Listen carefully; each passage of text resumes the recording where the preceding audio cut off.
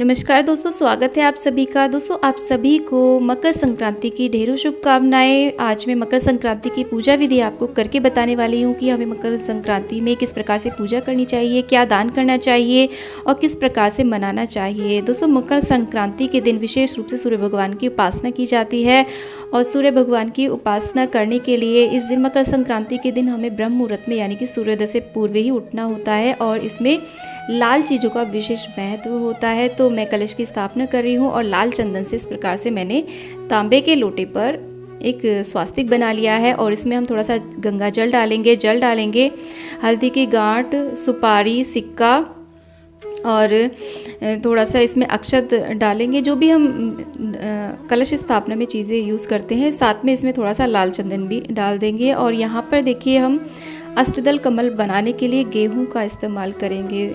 भगवान सूर्य की उपासना में गेहूं और गेहूं से बनी हुई चीज़ों का विशेष महत्व होता है। अगर आपके पास गेहूं नहीं है तो आप यहाँ पर लाल रंग से रंगे हुए चावल का भी इस्तेमाल कर सकते हैं। और यहाँ पर पान के पत्ते भी मैंने सजा लिए हैं और कलश के कंठ में मैंने ये इस प्रकार से माला भी पहना दी है। और इस प्रकार से आज हम दीप कलश तैयार करेंगे। तो ये पूजा आपको सुबह सुबह करनी है ब्रह्म मुहूर्त में उठ करके, और लाल वस्त्र धारण करने चाहिए। अगर नहीं कर सकते हैं तो पुरुष हाथ में लाल कलावा बांध ले पूजा करते समय, और स्त्रियां अपने हाथों में लाल चूड़ियां पहन ले, लाल आसन पर बैठ करके इस पूजा को करें। इस प्रकार से देखिए, मैंने सभी भगवान को माला अर्पित कर दी है। अब हम भगवान गणेश की स्थापना करते हैं। एक पान रख दिया, उसके ऊपर अक्षत रख दिए हैं और गणेश जी की भी स्थापना करेंगे। और एक सिक्के के ऊपर मैंने मौली लपेट करके गौर बना ली है। इस प्रकार से देखिए, मैंने एक चौकी के ऊपर भी लाल कपड़ा बिछाया है और यहाँ पर तांबे के सूर्य भगवान भी रखे हैं। अगर आपके पास सूर्य भगवान का विग्रह नहीं है तो आप गेहूं से भी सूर्य भगवान बना सकते हैं। अब हम अर्घ्य का लोटा तैयार करेंगे, वो भी तांबे का ही हमें लेना है और उसके अंदर हमने थोड़ा सा जल डाल दिया है और उसके बाद में थोड़ा सा लाल चंदन डालेंगे। देखिए, सूर्य भगवान की पूजा में लाल चंदन का बहुत ही ज़्यादा महत्व है, तो आप लाल चंदन की व्यवस्था अवश्य रूप से कर लें। और थोड़े से अक्षत ऐड कर देंगे और थोड़ा सा गुड़ का भी बहुत ज़्यादा महत्व माना जाता है। और गुड़हल का पुष्प तो बहुत ही अनिवार्य होता है अगर आपको मिल पाता है, नहीं तो आप गुलाब के पुष्प का भी यूज़ कर सकते हैं। तो देखिए, इस तरीके से हमने किस प्रकार से चौकी सजाई है। सभी पूजा में सर्वप्रथम हमें पवित्रीकरण करना होता है, तो 3 बार हम आचमन करेंगे और चौथी बार में अपने हाथों को धो करके पवित्रीकरण कर लेंगे। और इसके बाद में हम दीप का प्रज्वलन करेंगे और वरुण कलश देव से प्रार्थना करेंगे। दोस्तों, सबसे पहले हम सभी देवी देवताओं का आवाहन करेंगे। हाथ में थोड़े से अक्षत और पुष्प लेकर के हम आवाहन करेंगे कि हे सभी देवी देवताओं, आप हमारे पूजन में आइए, हमारी पूजन और हमारी सेवा स्वीकार कीजिए और अपनी कृपा हमें दीजिए।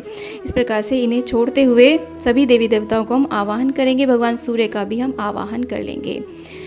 और इसके बाद में हम सभी देवी देवताओं को बारी बारी से स्नान कराएंगे, कुछ की मदद से। कुछ नहीं है तो आप किसी चम्मच का प्रयोग भी कर सकते हैं। तो जल के लोटे में इस तरीके से देखिए सभी को स्नान करा देंगे और भगवान सूर्य नारायण का मंत्र बोलते रहेंगे, गणेश जी का मंत्र बोलते रहेंगे। जिनको भी स्नान कराएंगे धूप जला देंगे और इसके बाद में वस्त्र रूपी कलावा भी अर्पित कर देंगे। यहाँ पर लाल चीज़ों का बहुत ही विशेष महत्व होता है। आप चाहें तो जनेऊ भी अर्पित कर सकते हैं। दोस्तों, ये जो पूजा है इसमें आप कलश स्थापना अवश्य रूप से करें, क्योंकि एक बड़ी पूजा है। ये डेली यूज़ की जो पूजा होती है उसमें तो कलश की स्थापना इतनी कंपलसरी नहीं होती, लेकिन क्योंकि ये वर्ष में एक बार पूजा होती है तो आप कलश की ज़रूर स्थापना करें। अब देखिए, ये लाल चंदन है, ये मार्केट में बना बनाया आता है। 2 तरह के लाल चंदन आते हैं, एक तो सूखा आता है और एक इस तरीके से टीका बना हुआ आता है। तो इस प्रकार से लाल चंदन से हम टीका कर देंगे। ये जो पूजा है आप अपने मंदिर में भी कर सकते हैं, अलग से चौकी लगा कर के भी कर सकते हैं। अगर आपके पास सूर्य भगवान का विग्रह नहीं है, तांबे के सूर्य नहीं है, तो आप इसे मंदिर में भी भगवान शिव की पूजा कर सकते हैं, गणेश जी की पूजा कर सकते हैं, माँ गौरी की कर सकते हैं, महालक्ष्मी जी की पूजा कर सकते हैं, भगवान विष्णु की पूजा कर सकते हैं और सिर्फ सूर्य को आप अर्घ्य दे दें। देखिए, मैंने सूर्य भगवान की किरणों को भी इस तरीके से टीका लगाया है। इसके बाद में बारी बारी से हम अक्षत अर्पित कर देंगे सभी भगवान को और इसके बाद गंध अर्पित करेंगे। जो सूर्य भगवान का विग्रह है उसमें मैंने उनकी किरणों को भी, उनके जो 7 घोड़े हैं उनको भी मैंने यहाँ पर टीका किया है। जो सारथी है उसको भी टीका किया है। तो यहाँ पे गंध भी हम अर्पित कर देंगे भगवान जी को। और इसके बाद में दोस्तों, ये देखिए, गुड़हल का पुष्प भगवान गणपति जी को अति प्रिय है, दूर्वा अर्पित कर देंगे।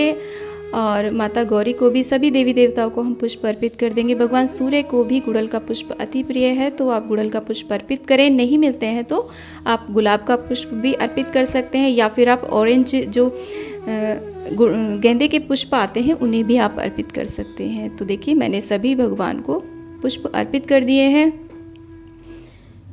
तो दोस्तों मकर संक्रांति के दिन हमें विशेष रूप से सुबह जल्दी उठ करके स्नान करना चाहिए, और स्नान हमें सादे पानी से ही करना चाहिए, गर्म पानी से स्नान नहीं करना चाहिए। लेकिन अगर आपकी तबीयत वगैरह ख़राब है तो आप इस दिन गर्म पानी से स्नान कर सकते हैं, परंतु स्नान अवश्य रूप से करना चाहिए। कहते हैं कि जो व्यक्ति इस दिन स्नान नहीं करता है वो 7 जन्म तक निर्धन और रोगी बना रहता है। तो इसलिए इस दिन अवश्य रूप से स्नान करना चाहिए, वो भी सूर्योदय से पहले उठ करके। और ये पूजा भी सुबह सुबह ही हमें करनी है।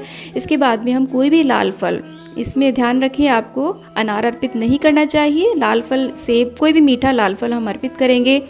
और यहाँ पर मैं केले अर्पित कर रही हूँ। भोग प्रसाद में देखिए ये आटे का, गेहूं के आटे का बना हुआ हलवा हो सके तो आप अवश्य रूप से भगवान सूर्य को इसका भोग अवश्य लगाएं। इसका विशेष महत्व होता है। इसे कढ़ा प्रसाद भी कहते हैं, जो कि आपको कभी कभी गुरुद्वारे में देखने को मिलता है। और देखिए क्योंकि सर्दियों का मौसम होता है और गाजर भी लाल होती हैं, तो गाजर का हलवा भी आप अर्पित कर सकते हैं। दोस्तों ज़रूरी नहीं कि आप ये सारी सामग्री अर्पित करें, इसमें से जो भी आप बना पाएँ। अगर आप खीर अर्पित कर रहे हैं तो उसमें केसर अवश्य मिला लें, तब आप भगवान सूर्य को इसका भोग प्रसाद लगाएं।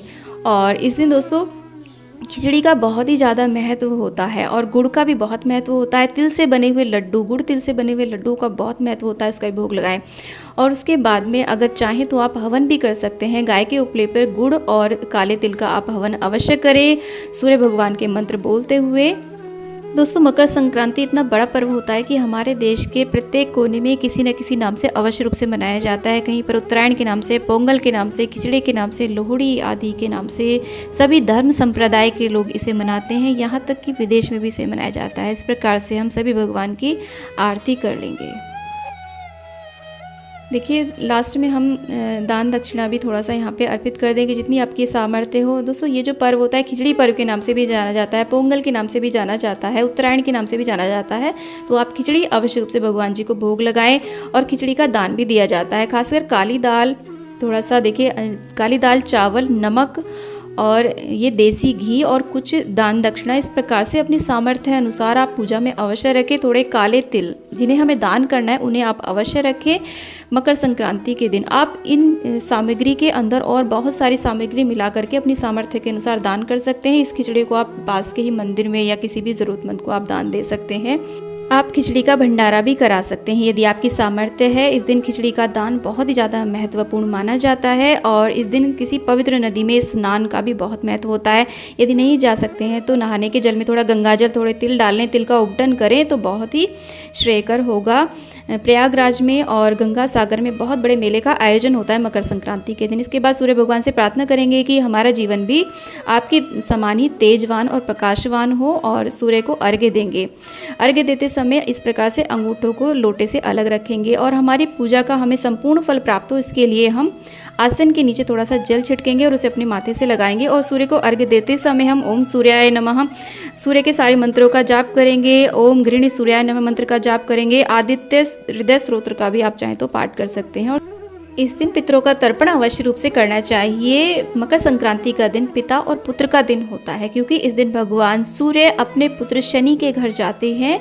तो इसी प्रकार से सभी पुत्रों को, अपने पिताओं को इस दिन तिलक करना चाहिए, पैर छूकर उनका आशीर्वाद प्राप्त करना चाहिए। यदि पिता दूर रहते हैं तो कम से कम फ़ोन पर बात करके उनका आशीर्वाद अवश्य रूप से प्राप्त करना चाहिए, क्योंकि पिता पूरे परिवार के सूर्य होते हैं, और जो सूर्य भगवान है वो सारे ब्रह्मांड के आत्मा के कारक हैं, और वो सभी ग्रहों के स्वामी हैं। तो यदि सूर्य भगवान प्रसन्न होते हैं तो हमारे जीवन में उन्नति आती है, हमारे जीवन में तेज प्रकाश आता है, और हम इस संसार में सूर्य के समान ही चमकते हैं। हमारा एक व्यक्तित्व प्रभावशाली बनता है। तो सूर्य की उपासना इस प्रकार से हमें मकर संक्रांति को अवश्य रूप से करनी चाहिए। तो दोस्तों उम्मीद करती हूँ कि वीडियो आपको ज्ञानवर्धक लगा होगा। वीडियो ज्ञानवर्धक लगा है तो वीडियो को लाइक करें, चैनल पर नए तो चैनल को जरूर सब्सक्राइब करें। जय सूर्य भगवान।